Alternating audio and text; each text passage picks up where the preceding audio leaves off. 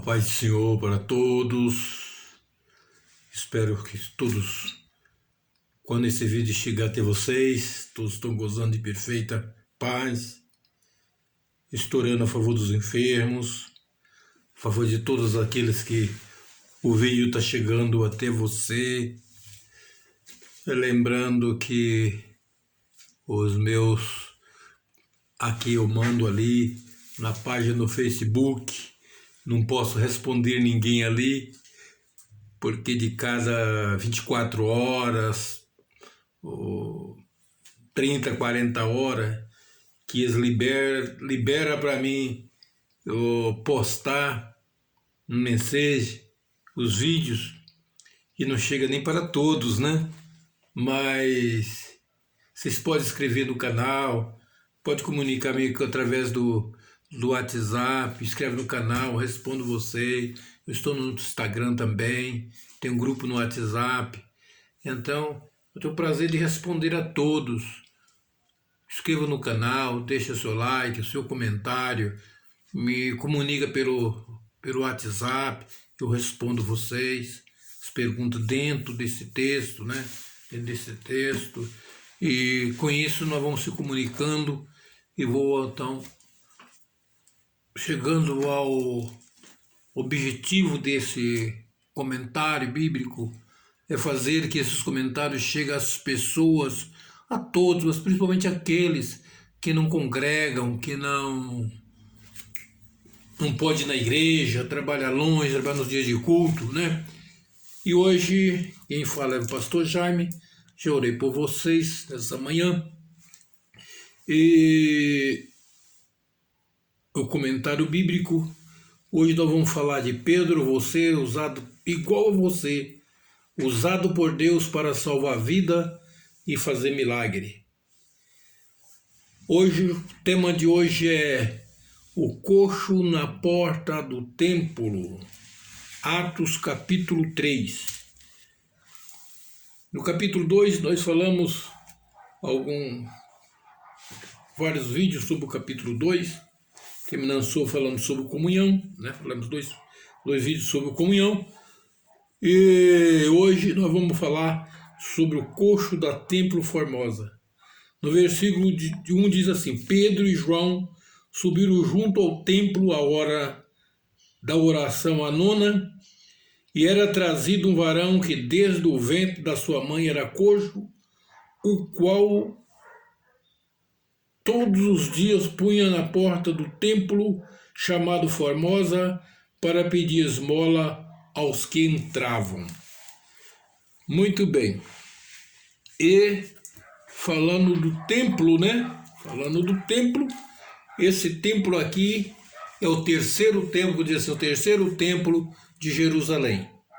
O primeiro lugar de congregação do povo judeu era o tabernáculo que Deus mandou fazer, Moisés fazer, e eles faziam, era móvel, acompanhava o povo. Mais tarde, o Salomão construiu o suntuoso, maior, grandioso templo de Salomão. Esse templo de Salomão foi destruído por Nabucodonosor. Foi saqueado alguma vez, até chegou ao fim, e destruído por Nabucodonosor II, rei da Babilônia. Depois, no tempo de Ciro, o povo voltaram, esquemaram, acabaram com tudo. O povo voltaram do Egito, da Babilônia, do exílio da Babilônia, e através de Zorobabel construiu um altar, depois construiu um templo. Esse segundo templo já não tinha mais algumas coisas nele, como por exemplo a arca, a taça de maná, as tábuas da lei e a vara de Arão que floresceu, já não tinha mais nesse segundo templo. Depois, quando no tempo de Jesus, o rei Herodes reformou esse templo. E com essa reforma desse templo, desde o templo de Zorobabel, parecia uma coisa diferente, que era o pátio dos gentios, ali aonde os prosélitos congregavam. E falando que o coxo estava Pedro e João subiam para a oração na hora nona, 3 horas da tarde, né? E era trazido o varão que desde o ventre da sua mãe era coxo, o qual todos os dias punha a porta do templo chamado Formosa para pedir esmola. O templo também, outra particularidade que tem nos templos de Jerusalém, que não temos hoje, é que esses templos não tinha salão com cadeiras confortáveis para as pessoas adorar, para as pessoas louvar. Aqueles repartimentos que tinham ali dentro era para o sacerdote, administração, coisas outras, né? E então eles congregavam-se nos pátrios, nos átrios. A porta chamada Formosa.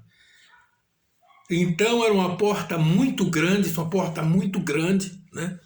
Ela dava entrada para o átrio principal, ela dava entrada para o pátio das mulheres, né, que era separado. E então ali naquele lugar a gente tinha multidão, ali naquele portício, mas uma multidão grande para adorar a Deus. Então sempre às 3 horas Pedro estava ali com os outros. Mas naquele dia em particular, quando aquele coxo pediu esmola,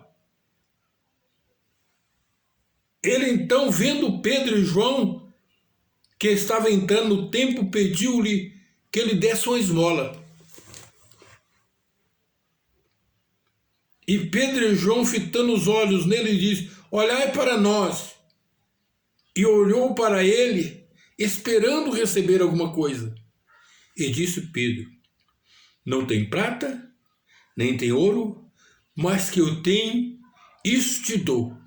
Em nome de Jesus Cristo, o Nazareno, levanta-te e anda.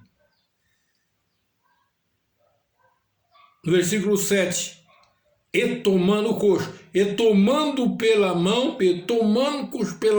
direita, o levantou e logo se pôs em pé, e logo seus pés e tornozelos firmaram. Que grande milagre!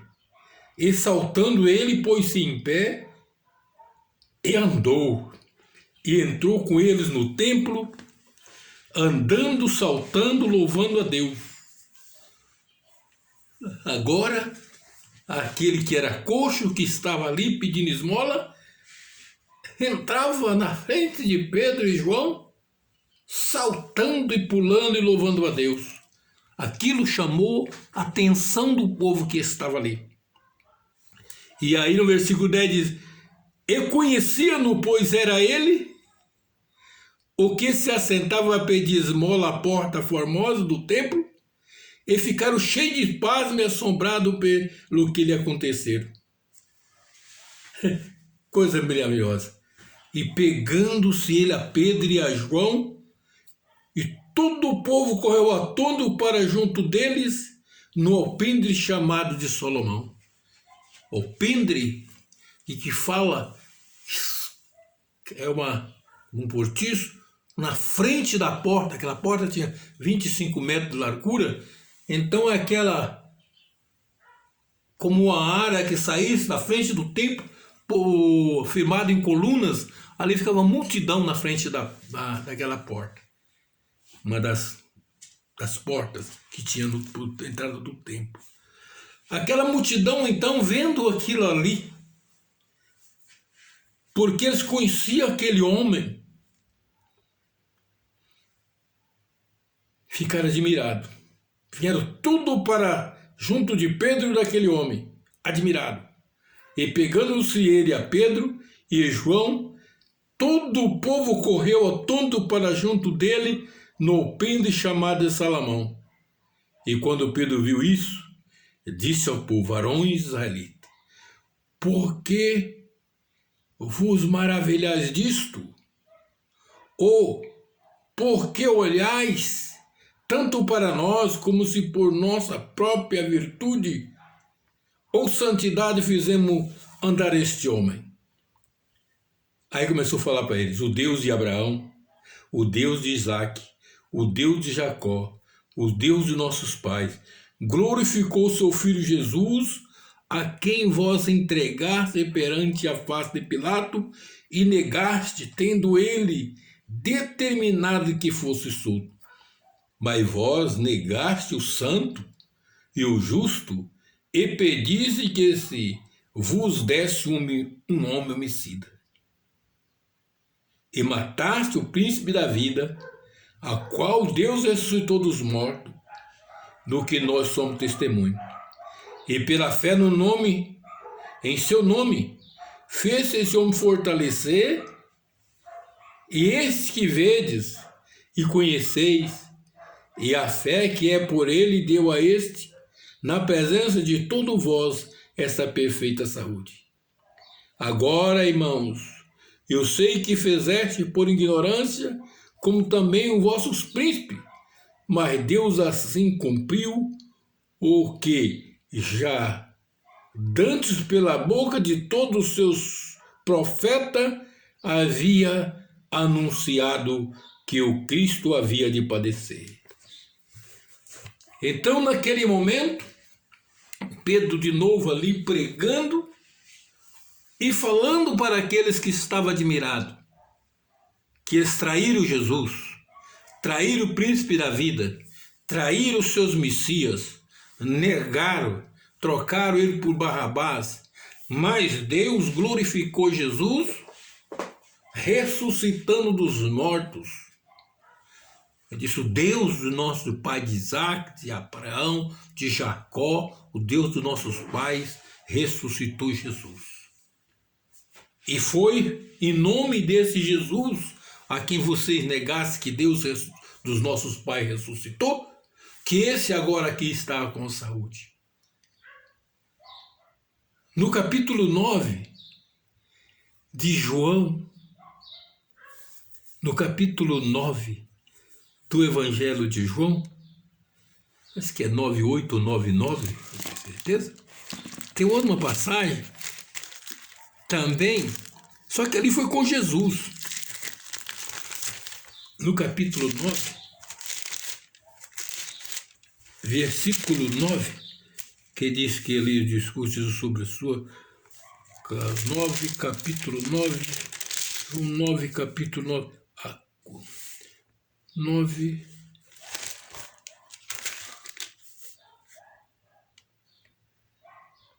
no capítulo 9,